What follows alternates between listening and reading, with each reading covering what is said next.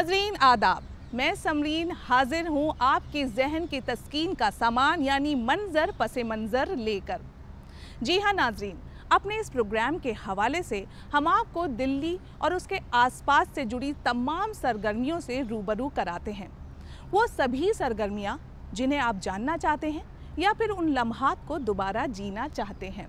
उर्दू है जिसका नाम, हम ही जानते हैं दाग, हिंदुस्तान में धूम हमारी ज़ुबां की है।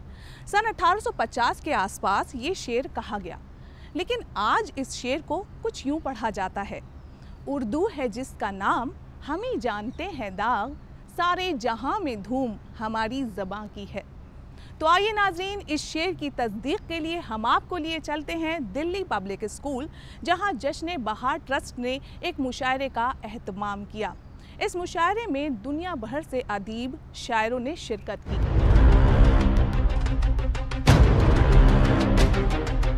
मुझे सो यामाने कहते हैं और मेरा ताल्लुक़ जापान से है और जापान में एक सरकारी यूनिवर्सिटी है, ओसाका यूनिवर्सिटी।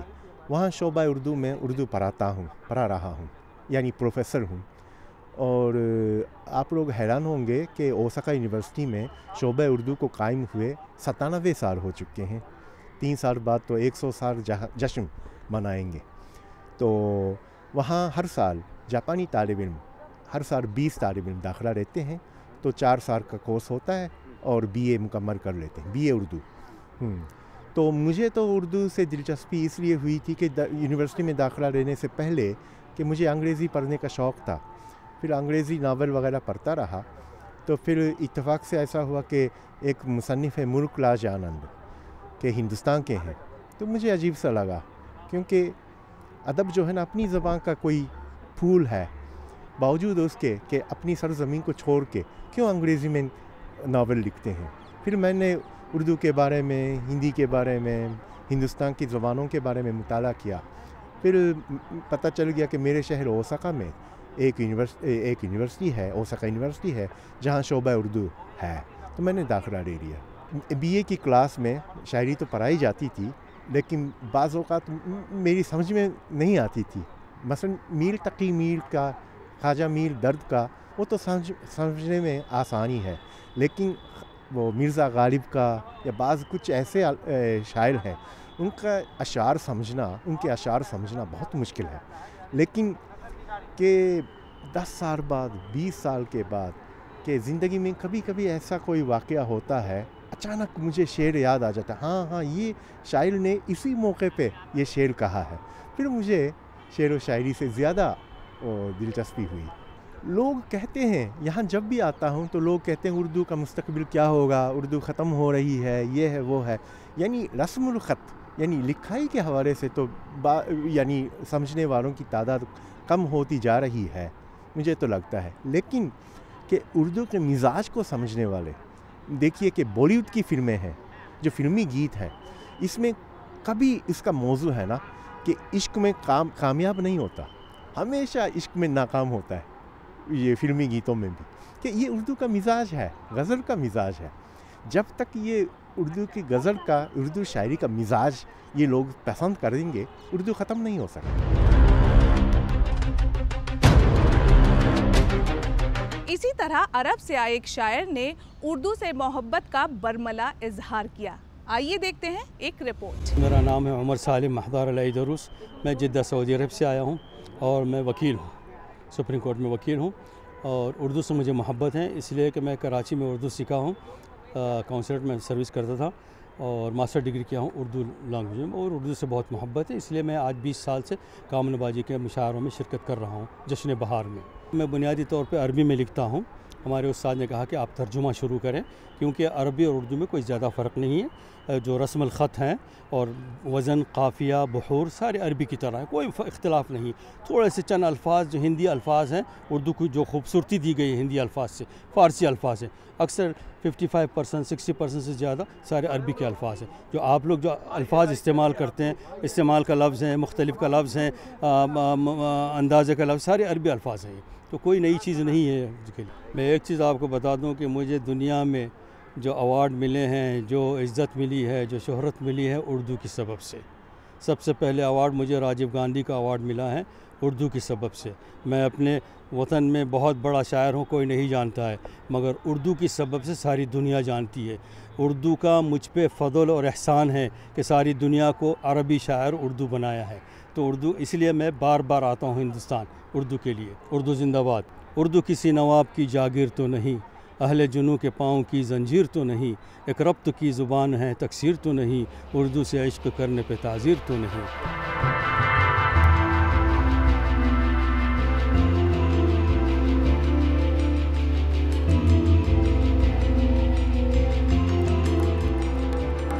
मुशायरा जश्न बहार की सदारत साबिक election commissioner doctor SY Qureshi ने की।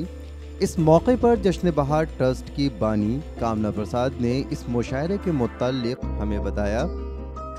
देखिए, जश्न बहार 1999 में बहुत तनावर दरख्तों के आशीर्वाद से शुरू किया गया और इसमें अली सरदार जाफरी, खुशवंत सिंह, MF हुसैन, कुरुतुलैन हैदर और कैफ़ी आज़मी, कुलदीप नायर सब थे शामिल। और हमने उनके आशीर्वाद से फिर ये मुशायरा मुनक़िद किया था पहला, और उस वक्त से आज तक I have never looked back, क्योंकि लोग इतने आशिक हैं अपनी ज़बान के कि मुझे इसका मौका ही नहीं मिला कि कभी पीछे मुड़ के देखूं, न जी चाहा। और हर साल हम जश्न बहार मुशायरा दिल्ली में और किसी मुख्तलिफ़ शहरों में मुनक़िद करते हैं। इस दफ़ा यहाँ से कलकत्ते जा रहे हैं।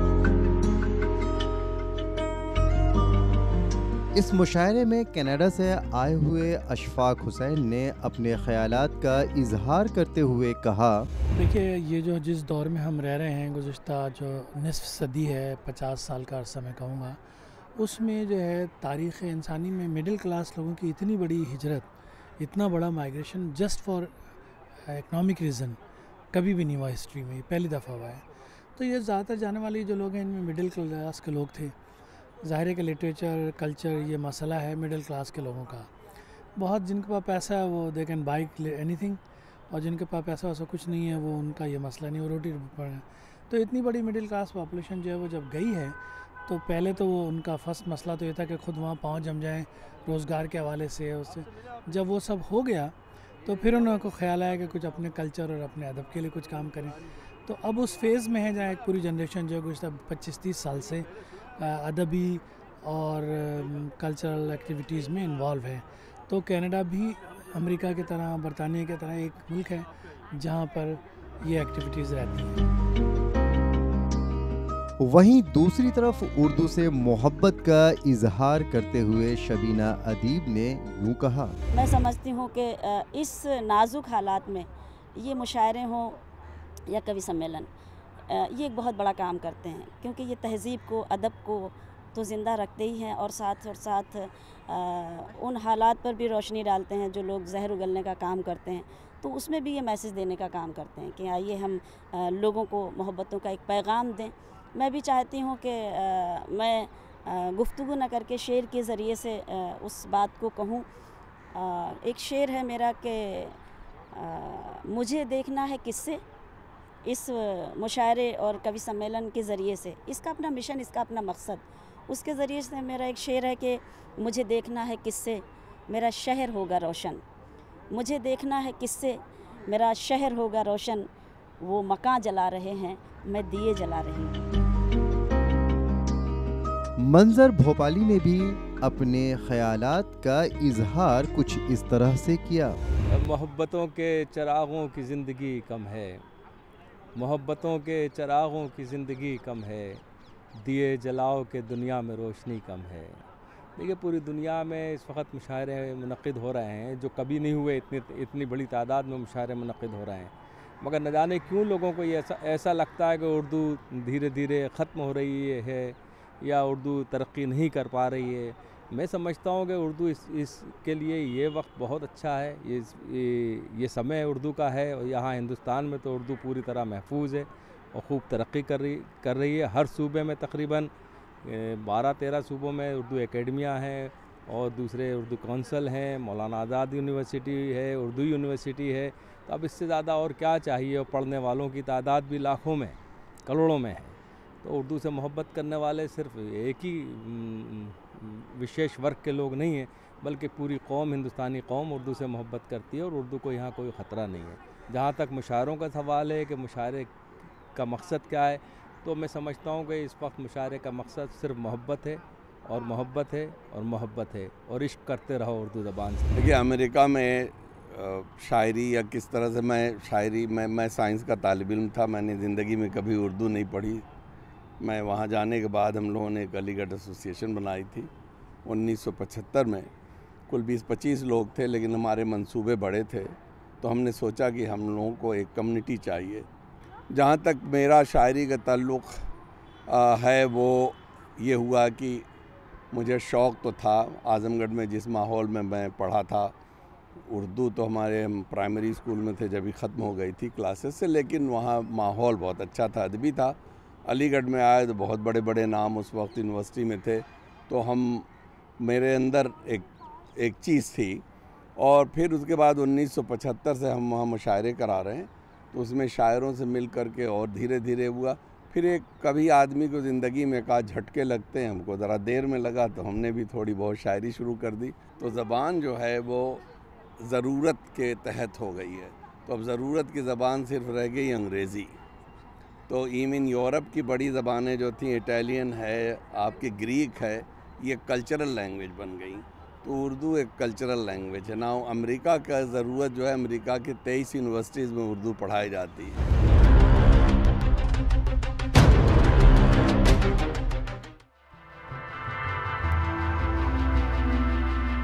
वाज़ह है कि इस मुशायरे में मुल्क की सरकर्दा शख्सियात ने शिरकत की और उन्होंने इस मुशायरे का भरपूर लुत्फ़ भी उठाया।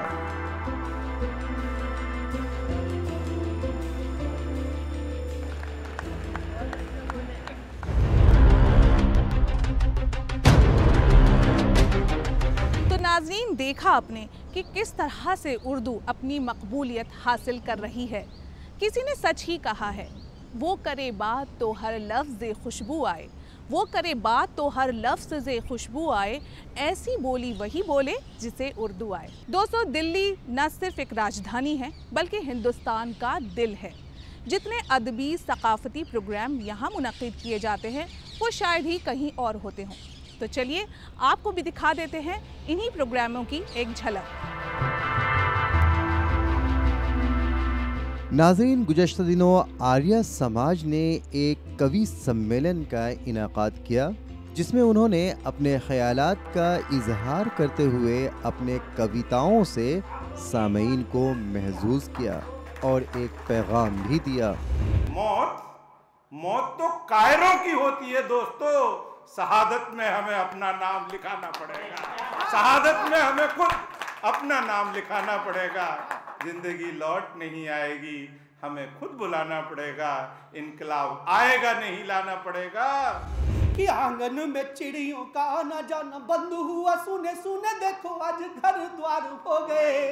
और हंसना हंसाना और रूठना मनाना भूले, कुनबे के दूर दूर परिवार हो गए। और कैसी सी पढ़ाई आज पीढ़ियां ये पढ़ गई, बाप से अलग बेटे के विचार हो गए। और रीढ़ कोई तोड़ रहे, रूढ़ियों के फेर में ये बोने सारे सभ्यता के संस्कार हो गए, कि बोने सारे सभ्यता के संस्कार हो गए। एक और छंद देखिएगा, आप सबको याद आएंगी वो दिन, याद आएंगी वो चीजें जिनको मैं इंगित करना चाहता हूं। सुनिएगा कैसे बदले, कैसे बाजार हमारे बीच में आ गया, कैसे बाजार ने हमें लील लिया, कैसे हम सब बाजारू हो गए। सुनिएगा कि चूल्हा और चक्की गए, बाजरा व मक्की गए, गेहूं की भी छान फूंक भूल गए यार हम। और खलतों में आटा लाते, नमक भी टाटा लाते, चटनी अचार सब लाते तैयार हम। तो दूध दही भात भूले, मीठी मीठी बात भूले, बच्चों को खिला के मैगी जता रहे प्यार हम। और छोटे छोटे बच्चे आज पिज्जा मांगने लगे हैं, घर में घुसेड़ लाए कितना बाजार हम, घर में घुसेड़ लाए कितना बाजार हम। वो भले छोटी कहानी छोड़ कर जाना और सख्त पत्थर पर निशानी छोड़ कर जाना, और डूबना या पार जाना हो तो ऐसा हो कि डूबना या पार जाना हो तो ऐसा हो कि आंख में दरिया के पानी छोड़ कर जाना। अंधकार के साम्राज्य को ध्वस्त किए ऋषिराज, अंधकार के साम्राज्य को ध्वस्त किए ऋषिराज, धर्म में सुविद्या गान सब बनाया आर्य समाज।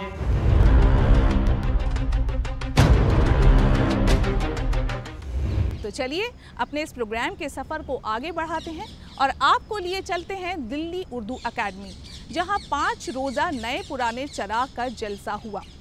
ये नए पुराने चिराग का सिलसिला गुज़िश्ता 22 साल से, ये गोया ये कि ये साल 22वां साल, इससे पहले 21 प्रोग्राम इस सिलसिले में हो चुके, और इसका तरीक़ा हमने ये रखा है कि इसमें जो पहला इजलास होता है वो रिसर्च स्कॉलर्स को मौका दिया जाता है कि वो अपने तख्लीक़ी और जो तनक़ीदी और तहक़ीक़ी जो काविशें हैं उनको यहाँ पेश करें, और उसमें असातिज़ा को सदारत में बैठाया जाता है ताकि वो उन तहरीरों पर गुफ्तगू कर सकें और उसमें अगर कोई ख़ामी और खूबी है वो उसको बता सकें। इसके अलावा उसके बाद का इजलास तख्लीक़ी होता है खालिस, उसमें अफसाने या दूसरी नस्ल की जो अक़साम है वो पेश की जाती हैं। उसमें मुल्क के बहुत से मुमताज़ लिखने वाले और नए लिखने वाले मुश्तरका तौर पे अपनी निगारिशात पेश करते हैं, उस पर भी गुफ्तगू होती है। और आखिरी जो इजलास होता है वो मुशायरे का होता है। शायरों की तादाद माशाअल्लाह दिल्ली में खासी है।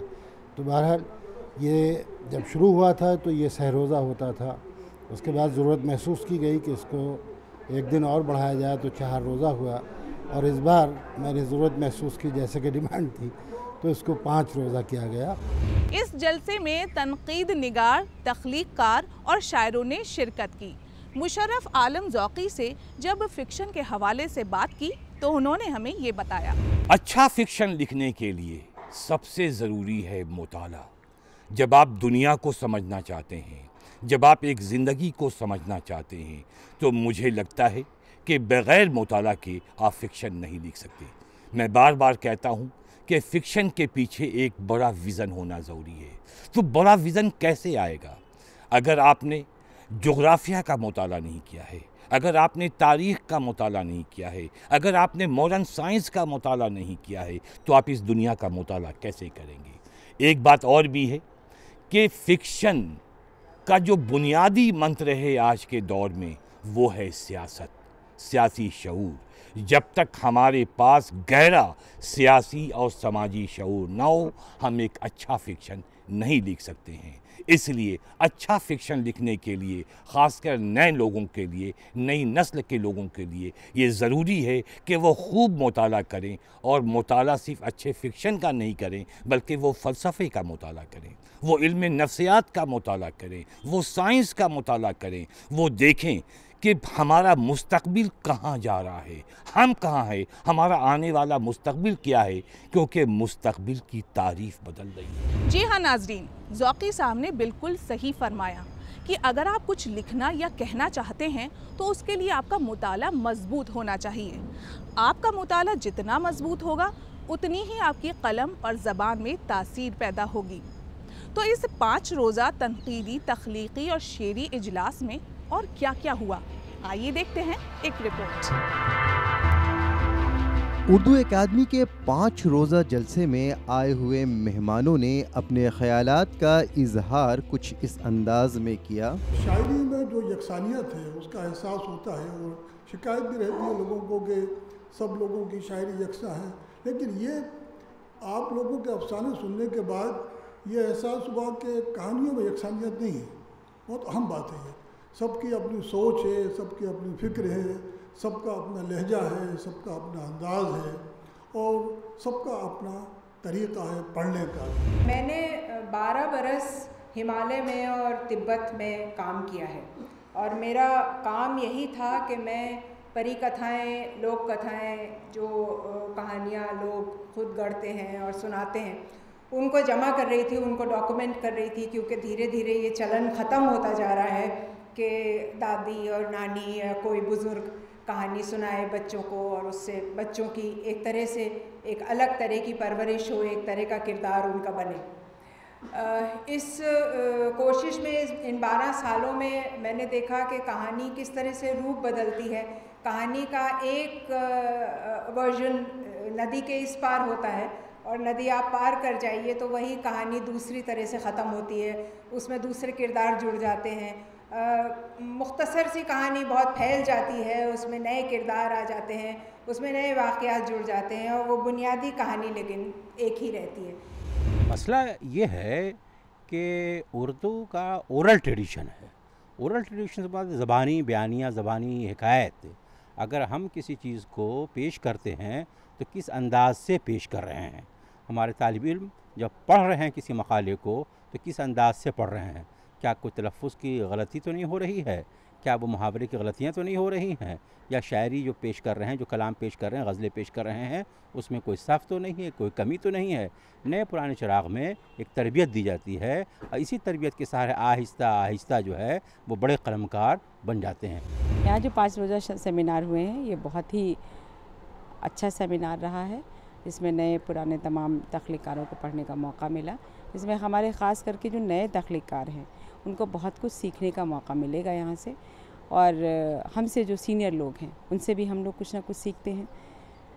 तो तख्लीक तो हमेशा एक समंदर की तरह है जो आपको हमेशा कुछ ना कुछ सिखा के जाती है, लेकिन ये जो सिलसिला इन्होंने शुरू किया है इस नए पुराने चिराग का, ये सिलसिला बहुत अच्छा है और ये सिलसिला जारी रहना चाहिए और आइंदा भी जारी रहना चाहिए। उर्दू से काफ़ी लगाव और दिलचस्पी है, क्योंकि ये हिंदुस्तान की नहीं, मेरे ख़्याल से दुनिया की सबसे खूबसूरत ज़बान में से एक ज़बान है और इससे बोलने वाले की ज़बान में जो तासीर और जो जादू है,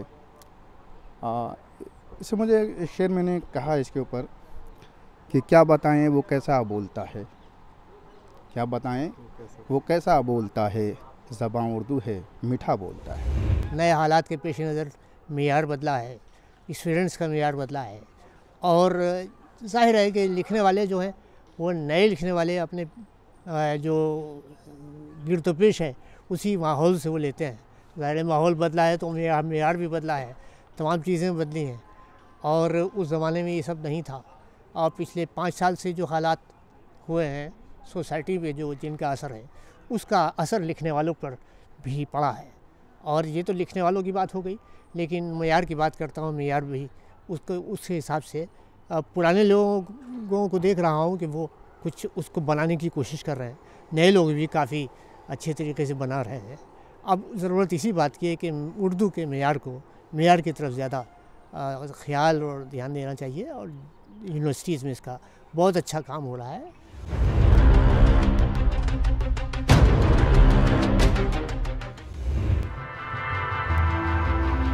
वाज़ह है कि रोज़ाना इस जलसे में शाम को शायरों का जलसा मुनक़िद होता था। आइए आपको भी इस मुशायरे की एक झलक दिखाते हैं। उन्वान है कई साल पहले। कई साल पहले सड़क के किनारे खड़ा छोड़ आया था जिसको, वो लड़का अभी तक वहीं पे खड़ा है। मुझे देखते ही वो बोला, बताओ मुझे तुम कि तुमको ये क्या हो गया है, कहाँ खो गई मुस्कुराहट तुम्हारी, तुम्हारी इन आँखों की शोखी को किसकी नज़र खा गई है, कहाँ खो गया भोला चेहरा तुम्हारा, तुम्हारे रसीले से होठों की मैं क्यों छलकती नहीं है। ज़रा देर रुक कर वो लड़का हुआ फिर मुखातिब, बताओ मुझे तुम भलाई की चादर जो तानी थी तुमने सुकड़ क्यों गई है, तुम्हारे ख्यालों में फ़िक्रों में बदलाव क्यों है, वो पहली सी शफाफियत क्यों नहीं, सोच के आईने में घिरे हो झमेलों में क्यों ज़िंदगी के, बताओ मुझे तुम, बहन भाइयों से वो पहली सी तुमको क्यों उल्फत नहीं है, अजीज़ों से और दोस्तों से वो पहली सी क्यों अब मुरव्वत नहीं है। ये सुनकर उसे गौर से मैंने देखा, कहा उससे ये मैंने धीमी सी आवाज़ में, पहले मैं था अकेला, थी महदूद तब, जिम्मेदारी भी मेरी, मगर साथ हैं अब मेरे बीवी बच्चे, है उनकी किफ़ालत का सब बोझ कांधों पे मेरे। ये सुनकर वो लड़का खड़ा दूर मुझ पर तरस खा रहा है, मगर ये वो फिर भी कहे जा रहा है, बताओ मुझे तुम कि तुमको ये क्या हो गया है। जो लड़का खड़ा दूर मुझ पर तरस खा रहा है, वो तुम हो या मैं हूँ या सारिम या अख्तर या है मेरा हमजाद कोई, बताओ तो कोई, बताओ तो कोई, बताओ तो कोई। लगे थे लोग मुसलसल मुझे मिटाने में, लगे थे लोग मुसलसल मुझे मिटाने में, तलाश करता रहा मैं खुशी ज़माने में, तलाश करता रहा मैं खुशी ज़माने में। बहुत अच्छा। मैं जिसको अपना समझता रहा हूँ बरसों तक, था उसका हाथ मेरा आशियाँ जलाने में। बहुत अच्छा है। तू आज तक जिसे आशुफ्ता खू समझता है, तू आज तक जिसे आशुफ्ता खू समझता है, वो तेरे दिल को सरापा रफू समझता है। वाह वाह। तू आज तक जिसे आशुफ्ता खू समझता है, वो तेरे दिल को सरापा रफू समझता है। और शेर अर्ज किया कि वफा के नाम पे तेरी इनायतें जो हुई, वफा के नाम पे, वफा के नाम पे तेरी इनायतें जो हुई, उन्हें मैं आप ही समझूं या तू समझता है। वाह। सपन कितना सलोना चाहती थी, बहुत अच्छा। तेरी महबूब होना चाहती थी, ये मोहलत ही नहीं दी जिंदगी ने। बहुत अच्छा है। वाह। ये मोहलत ही नहीं दी जिंदगी ने, मैं तेरे साथ रोना चाहती थी। बहुत अच्छा है, बहुत अच्छा। उनका करम हुआ तो मुकद्दर बदल गया, आए वो मेरे ख्वाब में मंजर बदल गया। बहुत अच्छा है। पूछा जो उनसे जश्न बहारा मनाए कब। अच्छा, पूछा जो उनसे जश्न बहारा मनाए कब, वो मुस्कुराए बोले कैलेंडर बदल गया। बहुत अच्छा है। जो भूल कर न आए किसी के गुमान में, वाह, ऐसे सवाल आए मेरे इम्तिहान में। बहुत अच्छा है, बहुत अच्छा है। जो भूल कर, शुक्रिया, बहुत अच्छा है। जो भूल कर न आए किसी के गुमान में, इधर ऐसे सवाल आए मेरे इम्तिहान में। बहुत अच्छा है। और हाथों से खेते आए हैं हम कश्ती हयात।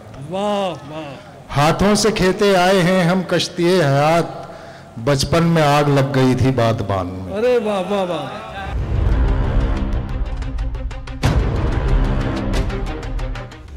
तो नाजरीन, देखा आपने कि किस कदर हमारे दरमियान अदीबों फनकारों का एक जमघटा सा लगा हुआ है और हर कोई अपने फ़राइज़ मनसबी को बखूबी अंजाम भी दे रहा है। हमारी यानी डीडी उर्दू की यही कोशिश रहती है कि हम आपको हर तरह के हालात से बाखबर रखें। अब अपनी इस कोशिश में हम कितना कामयाब हो रहे हैं, ये आप हमें लिखना ना भूलें। हमारा ईमेल आईडी है ddurdufeedback@gmail.com। तो दोस्तों, इसी के साथ हम इजाज़त लेते हैं और अगली बार कुछ ख़ास मनाजिर के साथ हम फिर आपके सामने हाजिर होंगे हमारे इस ख़ास प्रोग्राम यानी मंजर पसे मंजर में। तब तक के लिए इजाज़त, खुदा हाफ़िज़।